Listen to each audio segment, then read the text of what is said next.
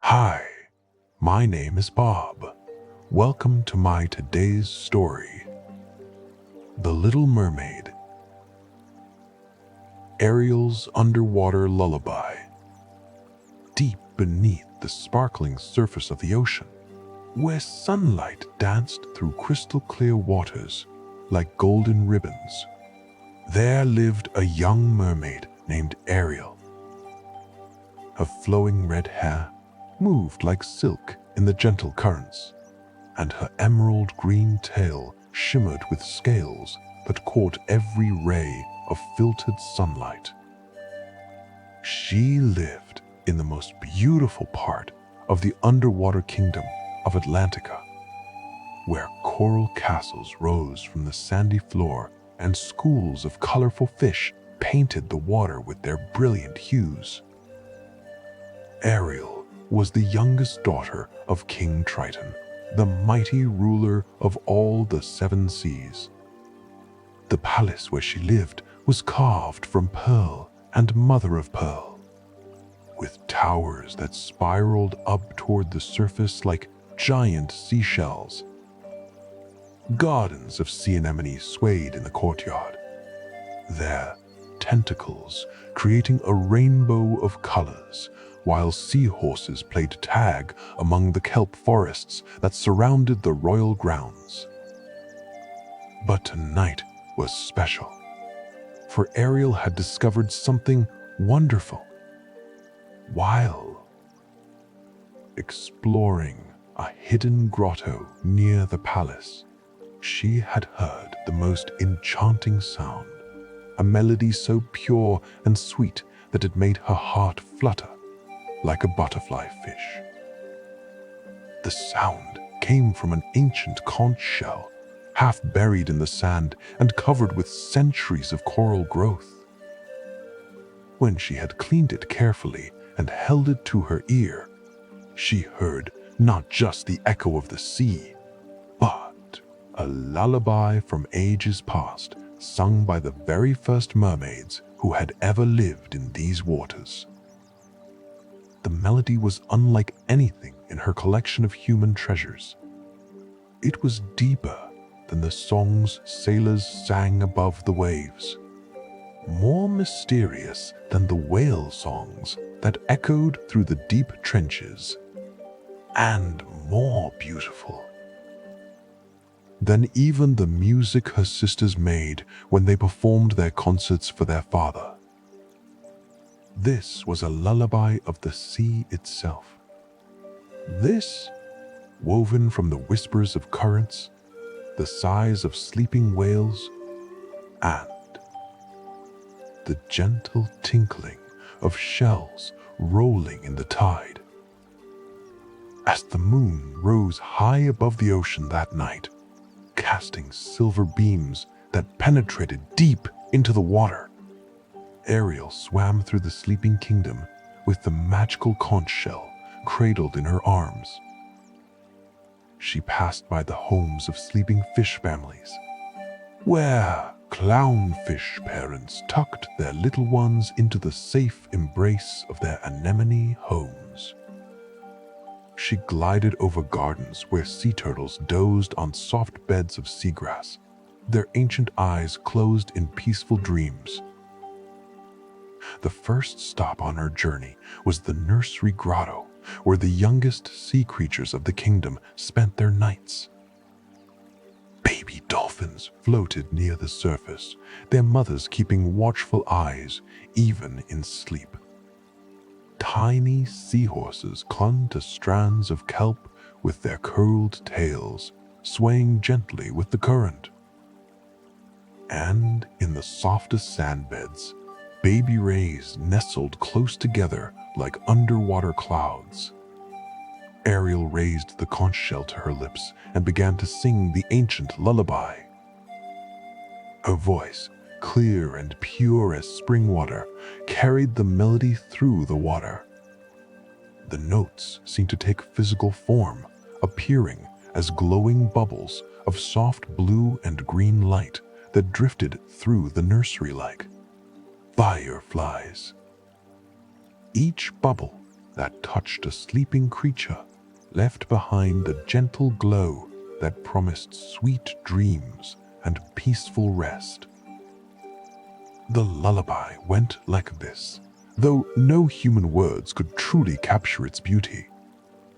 It spoke of ancient seas where the first life began, of Mother Ocean rocking her children in eternal tides, of starfish dancing in slow motion across the ocean floor while the moon watched over all. Why? The moon watched over all. It told of safe harbors in storms, of warm currents that carried lost ones home, and of the eternal rhythm of the waves that connected all water everywhere, from the tiniest tide pool to the vastest ocean deep. As Ariel sang, something magical began to happen. The very water around her started to glow with a soft, phosphorescent light. Tiny plankton, usually invisible to the eye, began to sparkle like underwater stars. They swirled around her in spirals and patterns, creating a living constellation that moved with the rhythm of her song. The baby sea creatures stirred slightly in their sleep, smiling if fish could smile, their fins relaxing as the melody washed over them like the gentlest of currents. Moving on from the nursery, Ariel swam toward the coral reef where many families made their homes.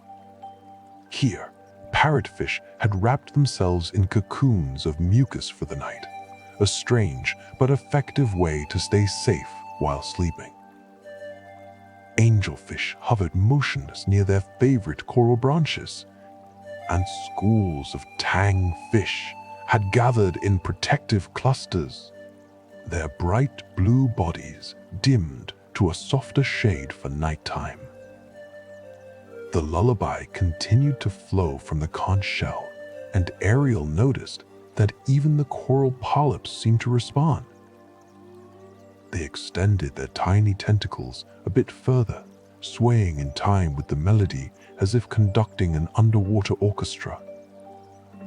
Cleaning shrimp paused in their nighttime work to listen, and even a passing octopus stopped to hear the song, its color shifting from cautious brown to a peaceful purple.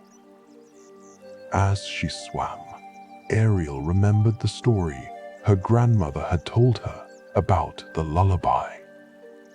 Long ago, when the ocean was young and mermaids first swam in its waters, there had been a great storm that lasted for 7 days and 7 nights. The sea creatures were frightened, unable to rest or find peace in the churning waters.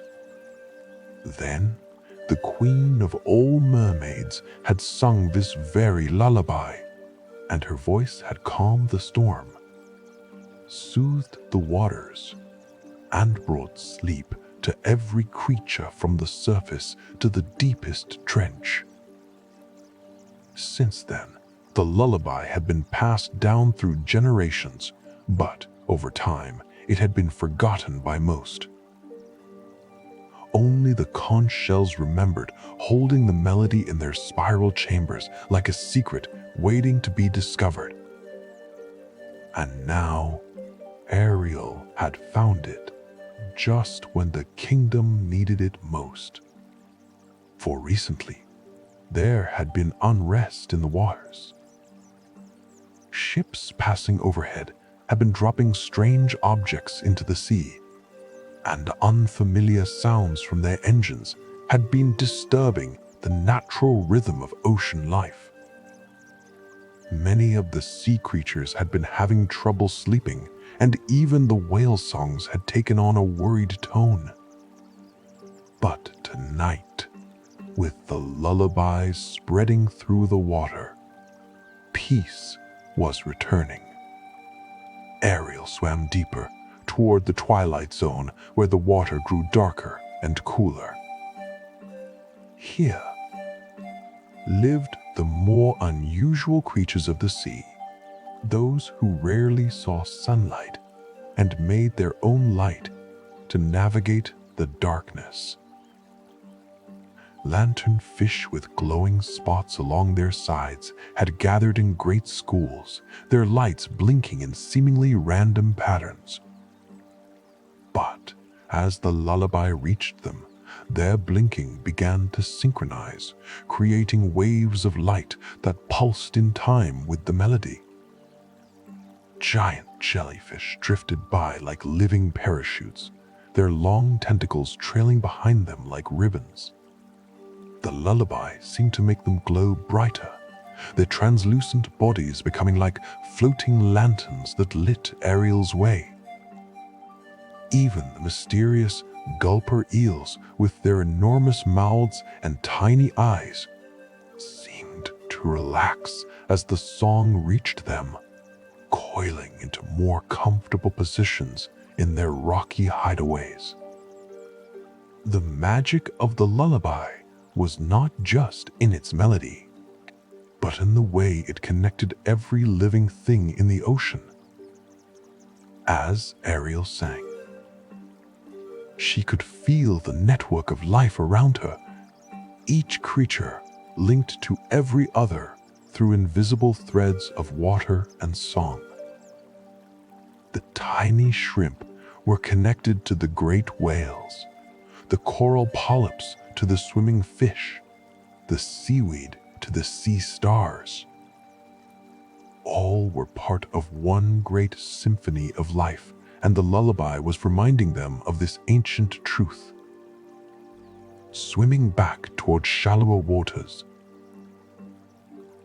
these gentle giants, sometimes called sea cows, were already peaceful creatures, but the lullaby seemed to give them especially sweet dreams. One mother manatee pulled her calf closer with her flipper, and Ariel could swear she saw them both smile in their sleep. Near the seagrass beds, she found a group of sea otters floating on their backs, holding hands so they wouldn't drift apart while sleeping. They had wrapped themselves in kelp for extra security, looking like little gifts wrapped in green ribbon. The lullaby made them sigh contentedly, and one otter even began to snore in a bubbly, underwater way that made Ariel giggle softly. But the most magical moment came when Ariel encountered a pod of whales resting in the deep channel beyond the reef. These magnificent creatures, the largest animals in all the ocean, were floating quietly in the darkness, their massive forms like underwater mountains. As the lullaby reached them, they began to hum along, their deep voices adding a bass note that made the water itself vibrate with music. The whale song joined with Ariel's lullaby created a harmony that had not been heard in the ocean for hundreds of years. It was the sound of perfect peace, of complete harmony between all living things. The vibrations spread outward in all directions, reaching parts of the ocean that Ariel could never swim to in a single night. Dolphins sleeping in distant bays stirred and smiled. Sharks in far-off waters became less restless.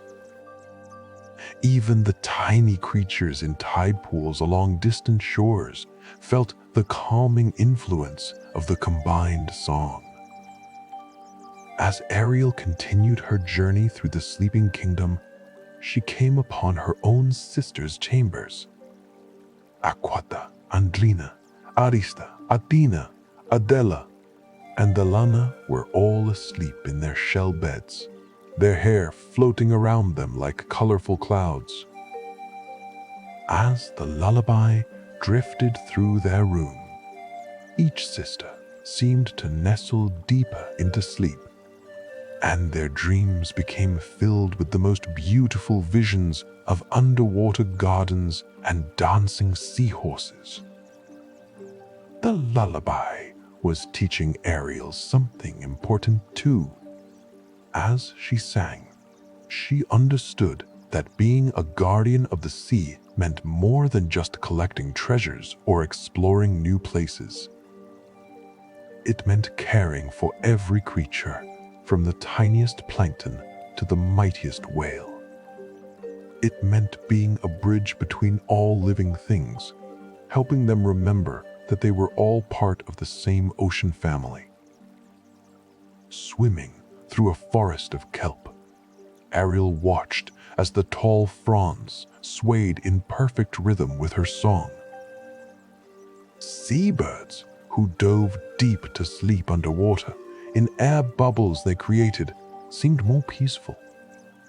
Even the rocks seemed to listen, covered as they were with sleeping barnacles and limpets that had closed their shells for the night, but could still feel the vibrations of the lullaby through the water. The conch shell in her hands grew warm, as if approving of how she was using its gift. Ariel realized that the shell itself was alive.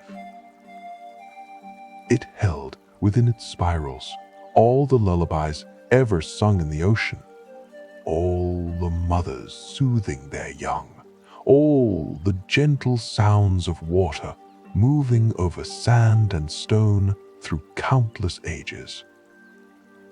As she approached the palace gardens, Ariel found her father, King Triton, standing on a balcony, his powerful trident glowing softly in the darkness. He had been unable to sleep, worried about his kingdom and the changes happening in the ocean above. But as the lullaby reached him, his stern expression softened, and for the first time in many nights, his shoulders relaxed. He looked down at his youngest daughter with pride and wonder. Without speaking, for words would have broken the spell of the lullaby, he nodded his approval. The trident's glow intensified, and its magic joined with the lullaby, amplifying it so that it reached even further into the ocean's depths. Now, the song could be heard in the deepest trenches, where the strangest creatures lived, and in the warm shallows where baby fish learned to swim. The combination of the ancient lullaby and Triton's magic created something new. Streams of light began to flow from the palace like rivers of stars, following the ocean currents to every corner of the kingdom. Wherever the light touched, sleeping creatures were blessed with a protective glow that would keep them safe through the night. Ariel swam on, passing through underwater canyons where the water was so still it was like swimming through liquid glass. Here, ancient fish that had lived for hundreds of years rested in caves carved by time and tide. The lullaby seemed to remind them of their youth, of the first songs they had heard when they were tiny fry, and their old hearts beat with renewed peace. In a sandy clearing, she found a gathering of stingrays buried in the sand with only their eyes showing. As the lullaby washed over them, their eyes slowly closed, and the sand around them seemed to glow with a soft, golden light. Nearby, a family of pufferfish had deflated to their normal size, no longer feeling the need to stay puffed up for protection, because the lullaby made them feel completely safe. The night was growing deeper, and Ariel knew that she needed to complete her circuit of the kingdom before dawn. she swam toward the border waters where the kingdom met the wild ocean beyond.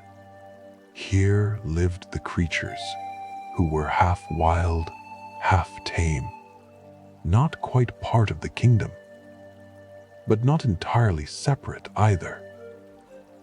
She found a group of hammerhead sharks patrolling the border, but even these fierce predators seemed affected by the lullaby. They continued their patrol, but more slowly, more peacefully, as if understanding that tonight was a night for rest, not hunting. Their strange hammer-shaped heads swayed gently from side to side in time with the melody. Beyond them, in the open ocean, Ariel could see the lights of deep-sea creatures rising and falling with the currents. The lullaby reached them too, carried on the very water itself, and their lights began to pulse in harmony, creating a light show that rivaled the aurora borealis that sometimes danced in the sky far above the waves. As she turned to head back to the palace, Ariel encountered a very special creature. It was an ancient sea turtle, older than anyone could remember, who was said to have swum in the ocean when the world was young. The turtle's eyes, usually clouded with age, seemed to clear as the lullaby reached her, and she spoke in a voice like distant thunder. She told Ariel that she had heard this lullaby once before, long ago, when she was just a hatchling making her first journey from the beach to the sea. It had guided her through dangerous waters and brought her safely to the deep ocean where she would spend her life. Now, hearing it again, she felt ready for her next great journey, whatever that might be. The old turtle blessed Ariel with ancient words in the old language of the sea, sounds that predated any modern speech. Though Ariel did not understand the words, she felt their meaning in her heart. They spoke of continuity, of how the ocean connected all times and places, how every drop of water had been part of countless stories and would be part of countless more. Swimming back through the kingdom, Ariel noticed that the lullaby had created a visible change. The water itself seemed clearer, cleaner somehow, as if the song had washed away invisible impurities. The plants looked healthier, their colors more vibrant even in the moonlight. And every sleeping creature was surrounded by a faint but visible aura of peace. She passed by the shipwreck that she often explored, looking for human treasures to add to her collection. Tonight, even this remnant of the world above seemed peaceful. Fish had made their homes in its broken hull, and they slept soundly in their adopted shelter. The ship's old bell, which sometimes rang with the current. The ship's was silent and still, as if it too was listening to the lullaby. In the palace courtyard, Ariel found Sebastian, the small red crab who was her father's advisor and her frequent companion. He had been trying to stay awake, worried about various kingdom matters as always, but the lullaby had finally overcome his resistance. He was fast asleep on a comfortable rock, his claws occasionally conducting an imaginary orchestra in his dreams. Flounder, her best friend, was sleeping nearby in a patch of soft seaweed. The little yellow and blue fish looked so peaceful that Ariel's heart swelled with affection. She sang a special verse of the lullaby just for him, one that spoke of friendship and adventures shared, of loyalty that lasted through all tides and seasons. As the night began to fade toward dawn, Ariel realized that the lullaby was coming to its natural end. The conch shell had shared all of its ancient melody, and now it was time for the ocean to return to its normal rhythms. But the peace that the lullaby had brought would linger, she knew, like the echo of a beautiful dream that colors the whole day that follows. She swam to the highest tower of the palace, where she could see the first hints of dawn beginning to lighten the water far above. The lullaby's last notes drifted from the conch shell like bubbles rising to the surface, each one carrying a wish for peaceful sleep and happy dreams to whatever creature it touched on its journey upward. As the final note faded away, Ariel heard something wonderful. From every corner of the kingdom came soft sounds of contentment. Whales humming in their sleep, dolphins clicking gently, fish fins moving in synchronized patterns as schools dreamed together. The entire ocean seemed to be breathing in unison, one great living entity at perfect peace. King Triton appeared beside her, placing his strong hand on her shoulder. He told her that what she had done tonight was more important than she knew. The lullaby had not just brought sleep to the kingdom, it had renewed the ancient bonds that held all sea life together. In a time when the ocean faced many challenges from the world above, this reminder of their unity and strength was precious beyond measure. As the sun's first rays penetrated the water, turning everything to gold and turquoise, the sea creatures began to wake. But they woke differently than usual, more slowly, more peacefully, carrying the serenity of the night into the new day.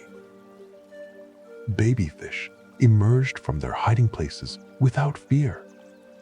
Predators and prey swam near each other without tension, as if the lullaby had declared a temporary truce that would last at least through the morning. Ariel carefully placed the conch shell in a special place in the palace where it would be safe but accessible. She knew that there would be other nights when the kingdom would need the lullaby again. But she also understood now that the real magic was not just in the shell or even in the ancient melody. It was in the act of caring, of taking the time to bring peace to others, of recognizing that every creature, no matter how small or strange, deserved to sleep without fear and wake with hope. Her sisters woke and found her there, and she told them about her night's journey. They were amazed and wanted to hear the lullaby for themselves. So, Ariel sang it for them, not with the magic of the conch shell, but with her own voice. And while it was not as powerful as the ancient version, it was still beautiful because it came from her heart. Soon, all the sisters were singing together, creating a harmony that drifted through the palace and made everyone who heard it smile. Sebastian woke up and immediately began arranging the music, declaring that it would be perfect for the next royal concert. Flounder swam excited circles around them all, happy to see his friend had discovered something so wonderful. But Ariel knew that the lullaby was not meant for concerts or performances. It was meant for quiet nights when the ocean needed peace, for times when the creatures of the sea needed to remember that they were not alone, that they were all part of something larger and more beautiful than any one of them could be by themselves. As the day progressed and life in the kingdom returned to its normal, busy rhythm, Ariel kept the memory of the night close to her heart. She had learned that sometimes the greatest adventures were not about exploring new places or finding new treasures. Sometimes they were about bringing comfort to others, about being a voice of peace in troubled waters, about remembering and sharing the old wisdom that connected all living things. That night, as she prepared for sleep in her own shell bed, Ariel hummed the lullaby softly to herself. She could feel it spreading through the water again, not as powerfully as before, but gently, like a whispered reminder of the peace that was always possible, always waiting just below the surface of even the most troubled seas. And throughout the kingdom, creatures settling down for sleep seemed to remember the previous night's gift. They settled more easily into rest, felt safer in the darkness, and dreamed dreams that were touched with the magic of the ancient lullaby. The ocean itself seemed to remember, its currents flowing more gently, its depths holding more peace. From that night forward, Ariel became known as the Keeper of the Lullaby, a title she wore with pride and responsibility. Whenever storms troubled the waters or strange disturbances from above frightened the sea creatures, she would take out the conch shell and sing the ancient song. And always, always, it brought peace. The lullaby became a bridge between the old ways and the new, a reminder that no matter how much the ocean changed, some things remained constant. Poe! The need for rest, for peace, for connection, these were as eternal as the tides themselves. And as long as there were those like Ariel who remembered and shared the old songs, the ocean would never lose its magic. Years later, when young mermaids would ask about the soft glow that sometimes filled the water at night, or the mysterious harmony that could occasionally be heard in the deepest parts of the sea, the elders would tell them about the night when Princess Ariel rediscovered the ancient lullaby and sang the entire kingdom to sleep.